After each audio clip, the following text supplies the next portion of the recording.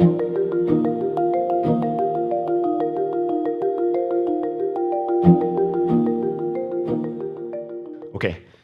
I'm going to start out by filling you on in a little secret. But come closer, because it's a true secret. AI, it can code now. I know, it's fucking mind-blowing, and it's awesome. It's great. We're living in the future, and I love it. But 99% of the companies, they are developing with AI, and the only thing they're doing about that is they're making themselves build faster to token max and boast. But those are table stakes, and those are the faster horses of the industry. We think the real unlock is somewhere else, and it's downstream. And I'm going to show it to you. You're lucky. You've seen the headlines. Software is cheap. SaaS is dead. The real moat is taste. So why on earth are we still shipping software like it's expensive? Why are we interacting with it like it's still expensive to build? Even the most AI-native companies, the ones who build with AI, for AI, eat AI, dream AI, all of those things, they are still just using it to ship faster. You're building for users, and when there's only one version to which you ship faster, you have a user which hates the new feature that you just dropped. And you have a power user which is begging for something which would totally unlock them, but makes sense for nobody else. And you have agents that are now drowning in interfaces built for humans. So if you go to your portfolio companies and you look closely at their roadmaps, what you will find is that those are just fights over which user to disappoint next. We're Sky Valley, and we're building infrastructure for adaptive software. That is software that grows with every one of your users. This isn't theming, this isn't generative UI, it's not A/B testing, it's not segmentation on steroids. This is the entire state machine rebuilding itself, logic, UI, business flows, everything per user.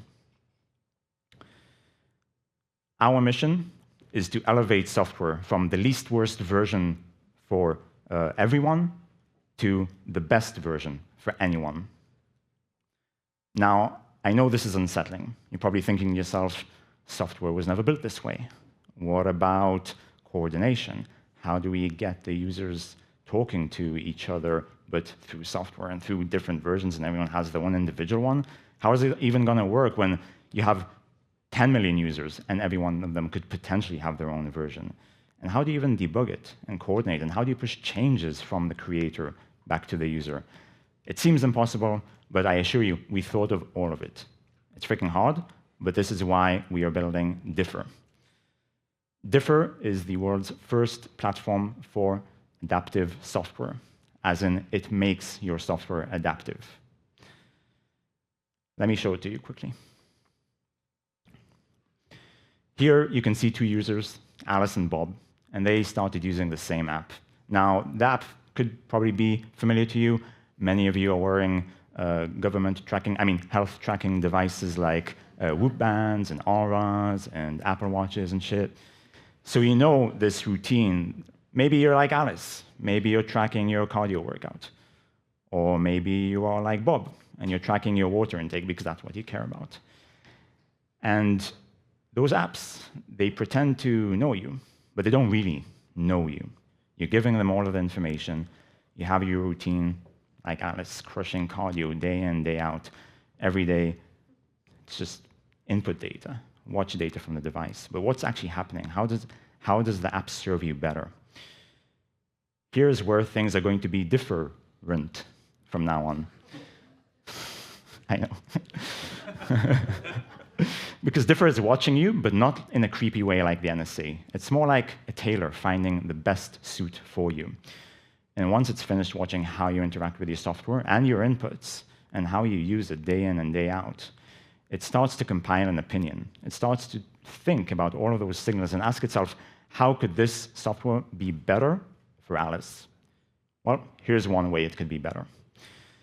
And what happens now is almost voodoo, right, in terms of AI, because we're like forking the repo and we're rebuilding the code And all in the light of this change, of how we know who this user is. And when Alice wakes up in the morning, she sees this new notification, which isn't a stranger because we get notifications like this all the time from the App Store. But suddenly, the app is hers. Suddenly, the app is tracking the calories that she burned. And the same thing for Bob. Every day, day in, day out, he's tracking the water that he consumes. And Differ is again watching. And so I want you to try and imagine this feeling of the same way you walk into your favorite coffee shop every morning.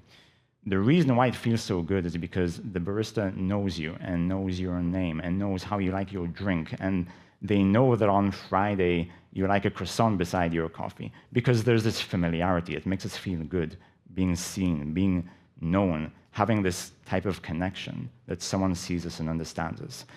This is how software can and should be.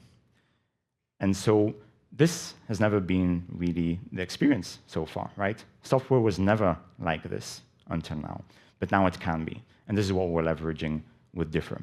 And so while it's building, and you wake up again in the morning, and you see, hey, new button, I can now input my water intake with just one click instead of like 15 clicks and 100 submenus. This was the same app. Both people started with it. By the end of the week, it's a different app with different experiences. For Alice, it knows what she cares about. For Bob, it knows his routine, all thanks to Differ. Now, we have been in these inflection points before. Iris, my amazingly talented co-founder, she founded and exited startups in fintech, in crypto, and AI-native SaaS. I was the first engineer in JFrog, and let me tell you, it was grueling. The first 3 to 4 years was standing in conference floors, arguing with nerds about why they need a build. Ridiculous, because today, you're an idiot if you're not using builds. You're a clown if you're not using builds. Yeah? And adaptive software is going to be the same thing. It's the next shift. It doesn't feel obvious until it's going to be obvious. And in 5 years' time, you have my word, 5 years' time, shipping one version and not adaptive software will feel like shipping today without CI. Now, most of you have gotten a small business card. If you plant it, and you can plant it, flowers will grow. Every one of them is identical, which is a nice thing. But when you plant it and give it soil and water and oxygen and sunlight, they will grow to be something which is unique and different and yours, much like Differ. So you don't have to wait 5 years to try adaptive software. You can go to getdiffer.com today, sign up for our waiting list, and very shortly, we will give you access. Thank you so much. Thank you, Betaworks. Appreciate it.